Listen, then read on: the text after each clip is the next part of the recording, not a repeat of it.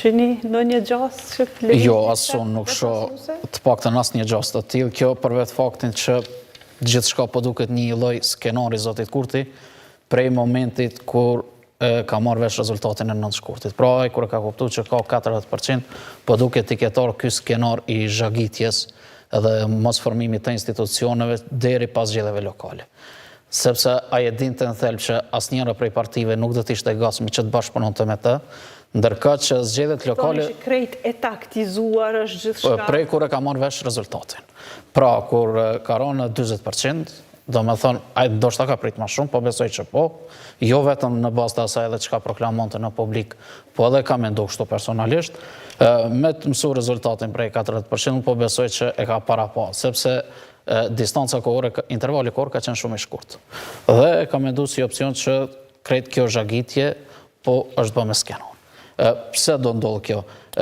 Jemi dëshmitar që ditëve të fundit ka pas diskutime edhe për një përfshirje të mundshme të LDK-s në koalicion, megjithatë nuk do ndodh para ballotazhit, para nëntorit. Është e gatshme LDK-ja që të hyjë, të bashkojë forcat me zotin Kurti, unë po besoj që po, megjithatë për shkak të kësaj situate të krijuar pas 9 shkurtit edhe asaj gjuhës së ashpër, fillimisht prej zotit Kurti, po e pastaj edhe prej palës tjetër e ka krijuar një insinuatë të tillë ku të dyja palët nuk mund të bashkëpunojnë pa shkuar edhe në një palë zgjedhje të tjera. Kjo vrejt ditëve të fundit, zoti Kurti e tha në takimin me margjimtar, Memli Krasniqi e përmendi biles edhe datën tha në dhjetor, te kampi AK-s u përmend 12 dhjetorin nëse s'ka bëj, kështu që ekziston një lloj marrëveshje në parime pa nënshkruar që ky skenari i zotit Kurti që thoni ju u ka pëlqyer edhe të tjerëve.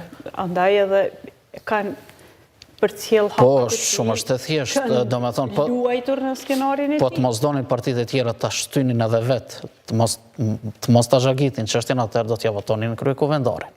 Pra, ka qenë sepse ata diskutojnë edhe brenda, jo vetëm zyrtarisht, ata diskutojnë edhe në kuvend si do t'ja bëjmë tutje. Edhe prej partive tjera që në kanë informuar, ata vazhdimisht e kanë ditë situatën si do të rrjedhin gjërat. Pra, edhe këto 2 javë s'ka kur gjë, edhe këtë muaj s'ka kur gjë dhe kemi ardhur deri në këtë pikë që duhet të mbyllur zgjedhjet lokale. Çka do ndodh pas zgjedhjeve lokale, unë shoh një bashkëpunim të madh çfarë edhe i duhet. Fillimisht Kurti po tenton ta hell topin tek partitë opozitare, megjithatë ato nuk janë të gatshme, për shkak edhe të frikës, sepse ky diskurs i konvenon maksimalisht zotit Kurti, pra që ta ndajnë ne dhe ata gjithë fushatën e pastaj mbas edhe do ta përforconte rezultatin në zgjedhjet e tashme. Ju si shihni këto gjasa që brenda pak ditësh të gjenden numrat për mbështetje, megjithëse kemi parë si kanë rrjedhur gjërat edhe me kryetarin e kuvendit, pastaj edhe në telashe me nën kryetarin, por gjithsesi Kurti ka pretenduar se numrat për qeverinë i ka. Tani në këto pak ditë çfarë mundësi shihni? Po siç u tha, unë nuk e di së pari a dëshiron zoti Kurti ta formojë qeverinë. Zhagitja na tregon që ai s'ka pas një interesim ta formojë qeverinë, të paktën jo me këto partitë opozitare. Domethënë ai ka pas interesim ka prit për një votë dhe ka kërkuar në zgjedhje kampanjë në fushat elektorale, ka kërkuar numrin e votave që do t'i siguronin atij prap shumicën bile edhe një shumicë më të madhe se sa që ai kishte. Tashti nuk po shohim ndonjë iniciativë ose përpjekje serioze nga ana e tij për formim qeverisë. Unë jam habit pak me partitë opozitare të cilat nuk ja kanë votuar kryekovendarin çysh fillim, që të rrjedhin këto afatet në start. Ta votojmë kryekovendarin cilin do. Po t'ishte skenari njëanshëm, nga ai nuk do t'ishte i sigurt që jetën ai skenar, sepse mund ta kishin votuar fare lehtë zonin Haxhiu, e cila dhe ashtu tani është në kryesi. Po do të kish mund ta votoni, po afatet do të fillonin qysh atëherë, nëse këto kanë qenë të sigurta që nuk do të hyjnë koalicion me to, e kanë pas qartë se zotri Kurti nuk i ka numrat, madje as menisme nuk i ka numrat. Opcion tjetër ka qenë edhe zgjedhjet para zgjedhjeve lokale, pra zoti Kurti ka llogaritën zgjedhjet në qershor. Po zhagitja ka është menduar dhe ka një qëllim strategjik që është t'i fajsoj partitë opozitare për mos bashkëpunim.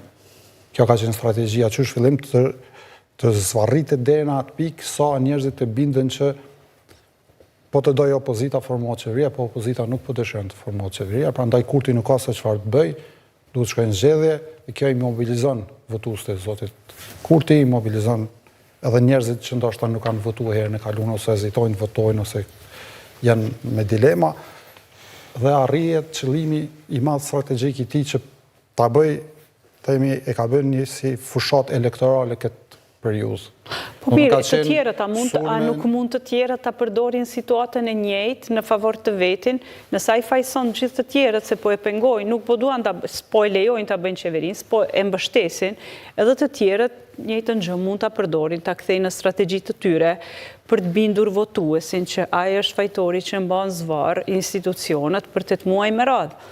Po kjo ai u konvenon të dy palëve. Nuk ju konvenon të dy palëve. E konvenon të fortet. E konvenon të fortet që ka numra. Si këta pavedije, po i shërben atëherë nëse veç nuk... Po këta së pari nuk janë grup homogen, opozita.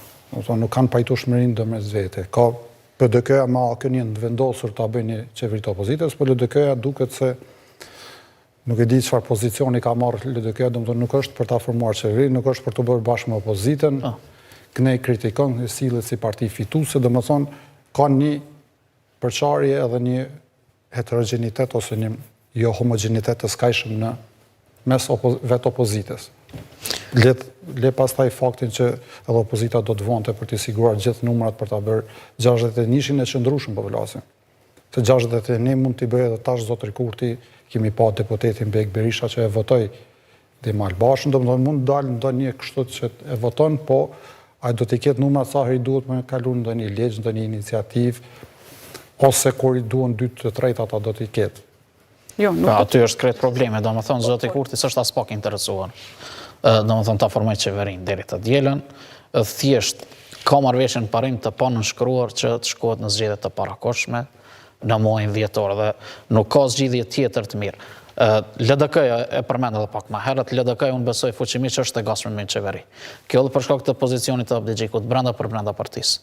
Megjithatë nuk është e gatshme me tash para zgjedhjeve të 9 nëntorit, por edhe para një pas zgjedhjeve të tjera të dhjetorit për shkak se do të binte edhe më shumë në përqindje duke u bazuar. Si ka mundësi ta shtrojmë kështu çështjen? Se pastaj do flasim edhe çfarë do të prodhonin zgjedhjet e jashtëzakonshme. Por si është e mundur që erdhi momenti kur më tepër po vlerësohet pushteti në nivel lokal, krejt kalkulimet janë kush si po del në nivel lokal, duke sakrifikuar diçka shumë më të madhe siç është qeveria në qendër. Po përmendëm pak më herët, zakonisht. Por nuk ka ndodhur kështu, tu ipët kaq shumë interes zgjedhjeve lokale dhe të sakrifikohet diçka shumë më e madhe për to. Apo pas ka një pushtet aq të madh në nivel lokal sa ne nuk i kemi prandaj thon po pushtetin vëmendje duke u marrë me problemet në qendër. Jo, nivel lokal ka fuqi, sidomos tek punësimet e këtë ka pa edhe zoti Kurti, e prandaj dhe i konvenon kjo se ne e thon bashkërisht që ai që ka numrat, ai që ka shifrat favorizohet prej kësaj situate. Pra, shihni tash çka po ndodh në zgjedhjet lokale. Zoti Kurti është në ballotazh në 12 komuna. 3 sosh i mori pa ballotazh. Dhe gjithë matematikën do të përllogarisë që të marrë